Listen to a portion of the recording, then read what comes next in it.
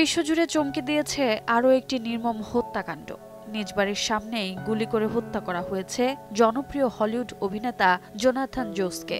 গেল রোববার সন্ধ্যায় যুক্তরাষ্ট্রের টেক্সাস অঙ্গরাজ্যের সান আন্তোনিও শহরে এই মর্মান্তিক ঘটনা ঘটে। এতে শোবিজ অঙ্গনে নেমে এসেছে শোকের ছায়া।